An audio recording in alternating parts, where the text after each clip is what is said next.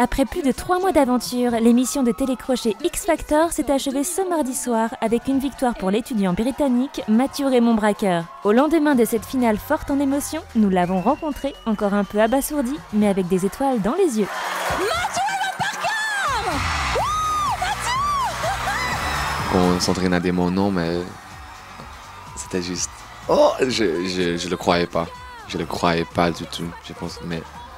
J'attendais Marina D'Amico, mais non, j'ai gagné.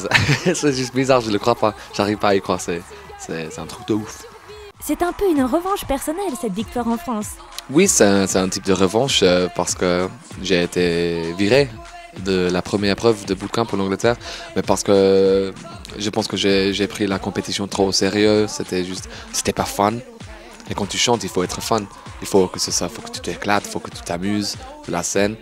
Et je me suis pas amusé, c'était juste, j'avais peur, j'avais le trac, j'avais le stress et tout. Et c'est en France, j'étais beaucoup plus détendu. Et j'ai essayé de tout donner chaque semaine et de donner le meilleur de moi-même. Et ouais, ça c'est arrivé. Je suis content que les Français me trouvent attachant et me trouvent gentil, c'est cool. Mais alors, maintenant, vas-tu repartir en Angleterre ou rester en France? Bien sûr, pour maintenant, pour l'avenir, bien sûr, il faut rester en France. La France, maintenant, c'est comme une deuxième maison pour moi. Les Français m'ont adopté un peu. Et c'est pour ça que, bien sûr, je vais commencer ma carrière ici. Et si j'ai une belle carrière après, je vais rester en France, bien sûr, il faut. Parce que c'est ici où le public m'a choisi. Aujourd'hui, tu aspires à quel genre de carrière? Même avoir une carrière comme Christophe Maé ou quelque chose comme ça serait énorme.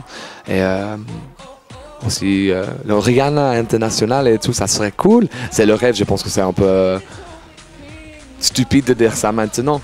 Je suis juste un gagnant d'X Factor en France, mais on ne sait pas ce qui va arriver. J'ai vraiment hâte pour la suite et j'ai vraiment hâte de bosser, de rencontrer des gens et de commencer à chanter. Et d'améliorer ma voix. Il reste beaucoup de travail avec ma voix, mais je vais continuer à le travail, bien sûr, il faut. Parce que sinon, ça va être horrible. Et maintenant, quel est ton planning? J'enregistre le single aujourd'hui, ce soir. Après ça, c'est Vivre ou se vivre de Balavoine. Mais la reprise complètement changée.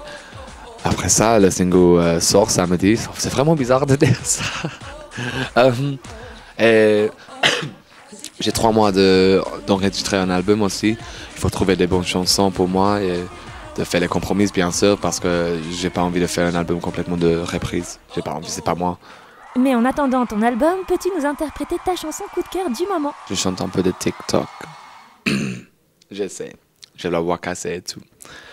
Don't stop, make it pop. DJ, blow my speakers up. Tonight, I'ma fight till we see the sunlight. Tick tock on the clock, but the party don't stop. No, oh, oh, oh, oh. Tu vois? Mais ouais, ça arrive. Plus tard. Bah ouais, j'étais un petit. Face à Matthew, la benjamine de l'émission Marina D'Amico s'est inclinée, mais la jeune fille de 17 ans n'a pas perdu pour autant son sourire et sa voix de diva. La preuve. Somewhere over the rainbow, way up high, and the dream that you dream of once in a lullaby.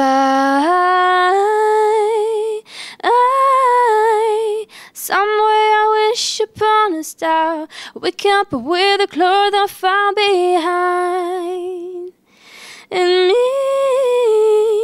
Désolée pour la voix du matin, ça le fait trop pas. Non, désolée, excusez-moi. Alors Marina, peux-tu nous donner ta première réaction quand tu as appris la victoire de Matthew?